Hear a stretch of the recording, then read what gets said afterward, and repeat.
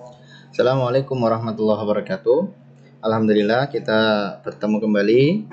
Kali ini kita akan memasuki bab yang kedua, yaitu tentang partikel penyusun benda dan makhluk hidup. Ya, baik, kita awali pembelajaran kali ini dengan membaca basmalah. Bismillahirrahmanirrahim. Selanjutnya, apa itu partikel dalam benda dan makhluk hidup?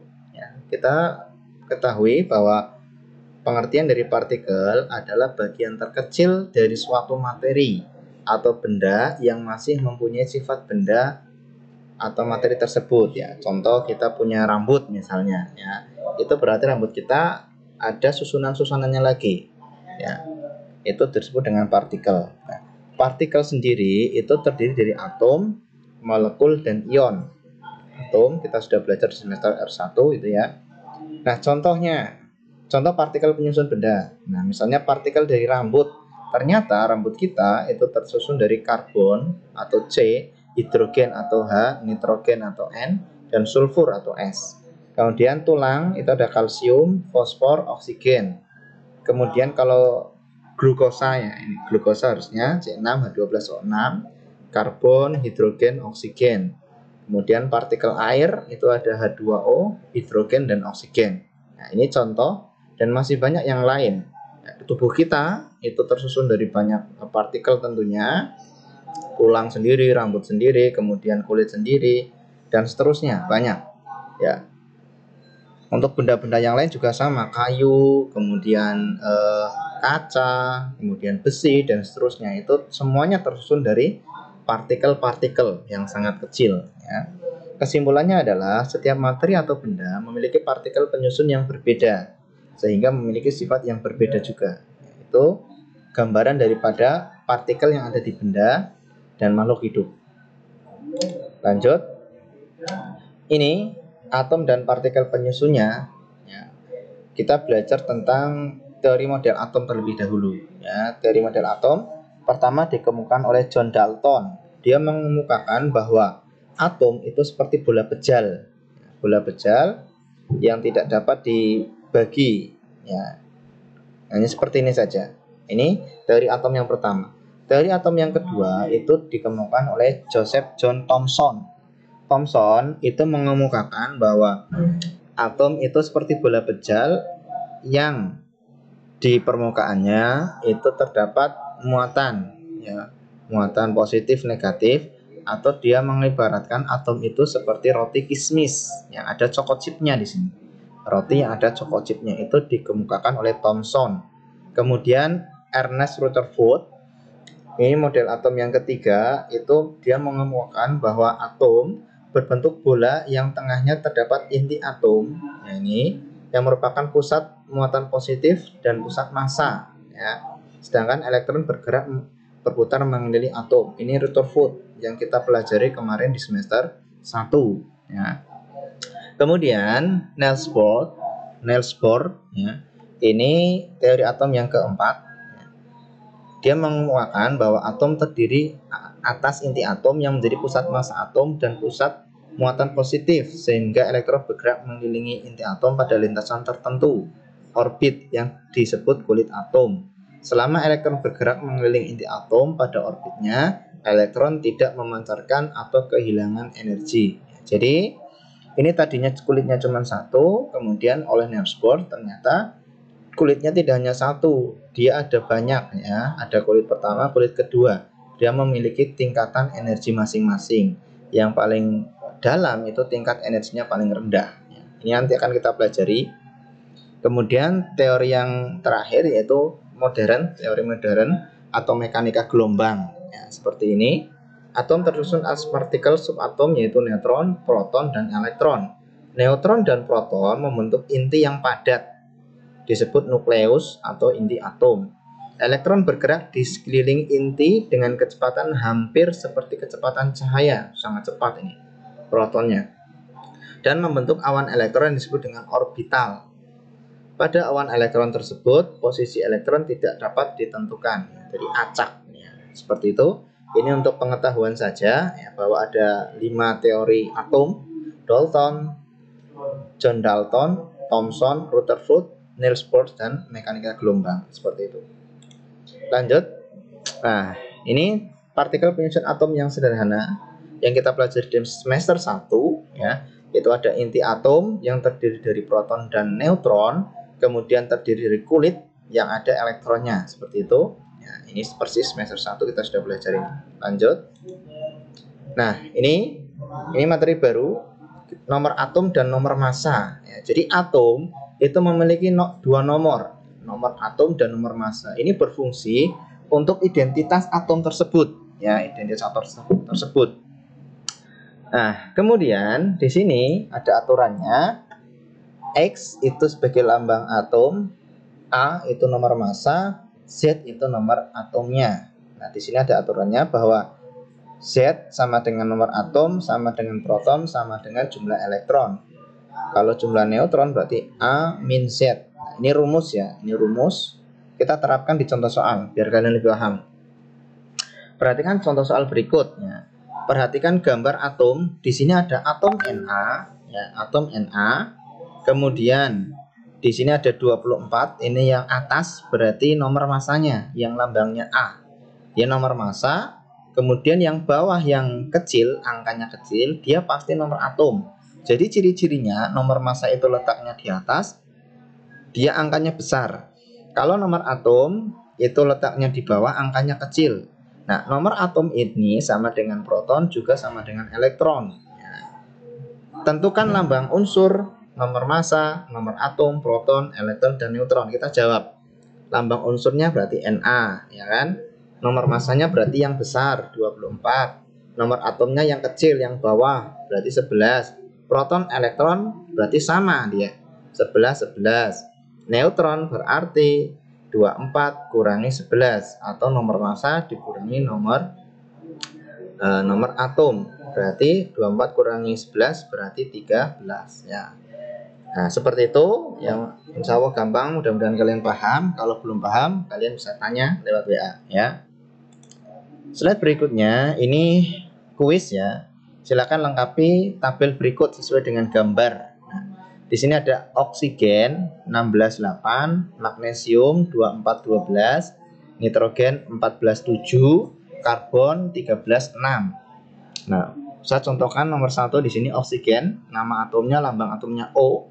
Nomor atom berarti yang kecil 8, nomor massa berarti yang besar 16. Elektron sama proton jumlahnya sama dengan nomor atom, berarti 8 sama 8 ya kan?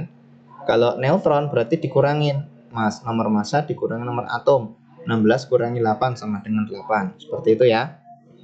Untuk nomor 2, 3, dan 4 silakan kalian kerjakan sendiri ya, di buku tulis untuk catatan kalian sehingga kalian lebih paham. Kalau belum paham silakan bisa tanya lewat WA ya. Yang berikutnya, materi yang berikutnya adalah konfigurasi elektron. Nah, apa itu konfigurasi elektron? Nah, konfigurasi elektron adalah susunan elektron di dalam suatu atom. Nah, jadi atom, ya, menurut Niels Bohr ya, bahwa atom itu memiliki tingkatan energi pada kulit-kulit. Ya. Jadi di sini ada kulit K, ada kulit L, ada kulit M.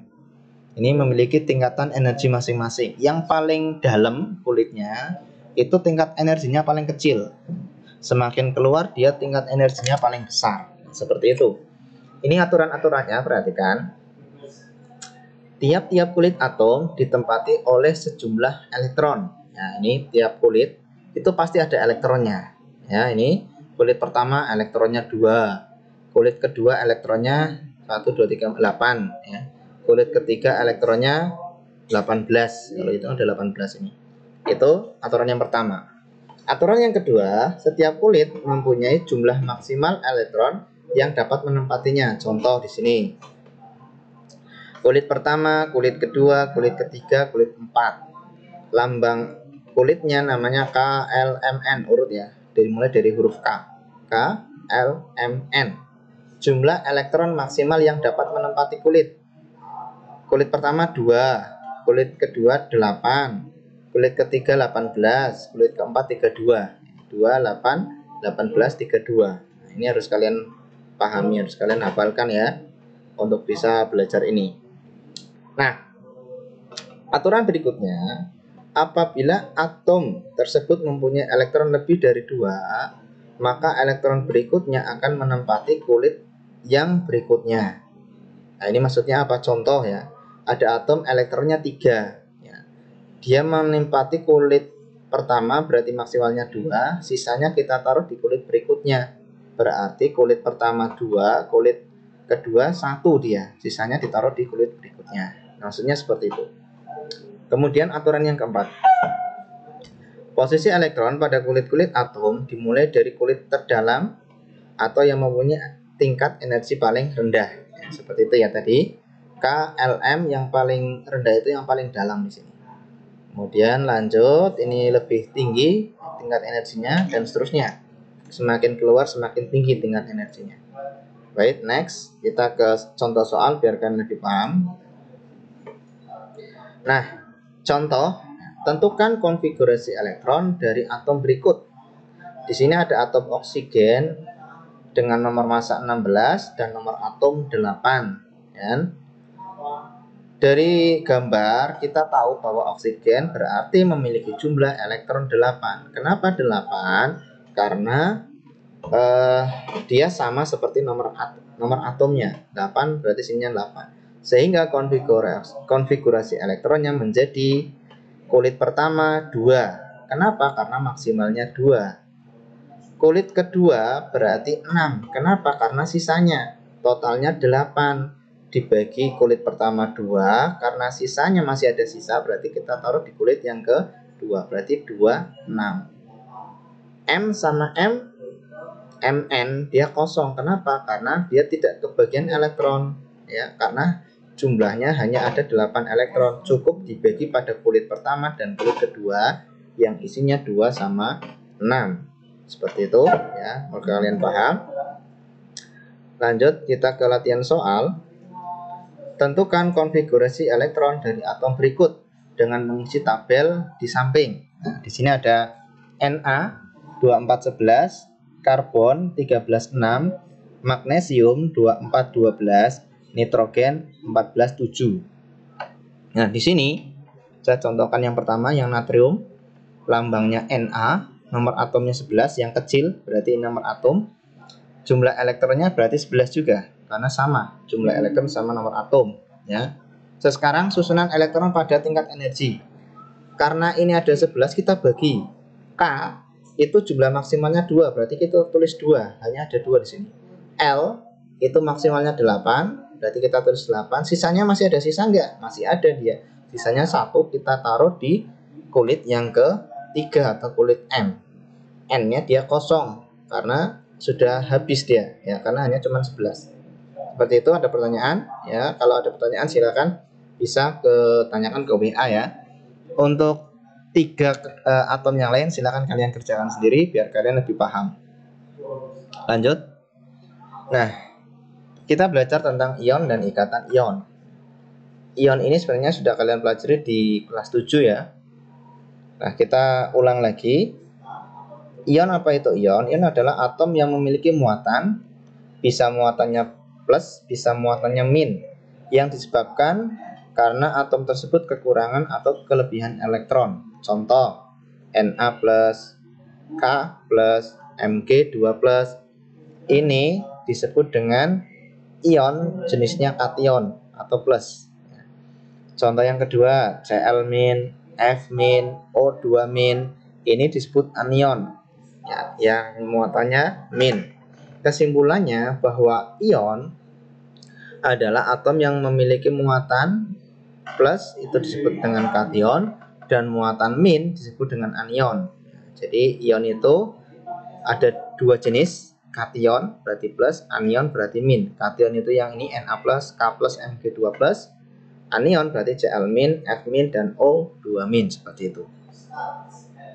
Nah, yang berikutnya, poin berikutnya adalah ikatan ion. Kita belajar tentang ikatan ion.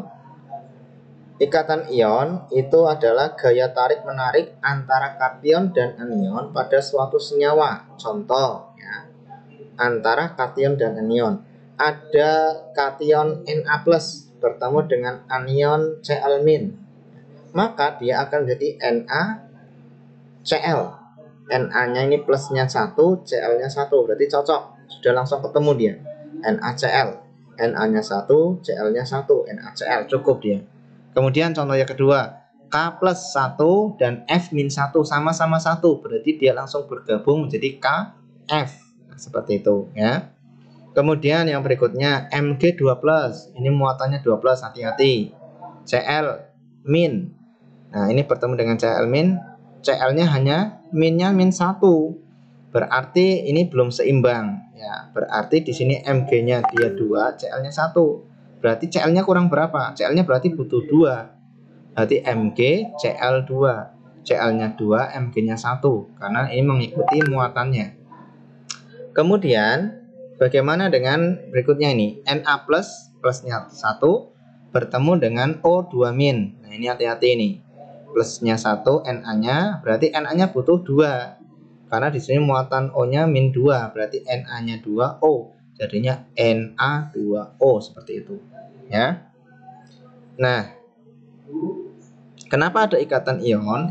Ikatan ion terjadi karena atom-atom tersebut belum stabil. Sehingga untuk stabil maka harus membentuk sebuah ikatan. Ya, seperti itu.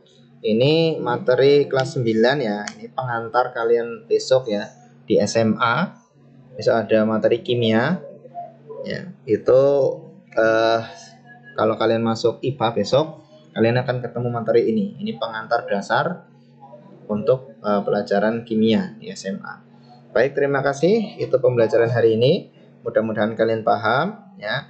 Baik, kita tutup dengan membaca hamdalah dan doa kafaratul majelis. Alhamdulillahirabbil alamin. Subhanakallahumma wa bihamdika asyhadu an la ilaha illa anta astaghfiruka wa atubu ilaik. Akhirnya wassalamualaikum warahmatullahi wabarakatuh.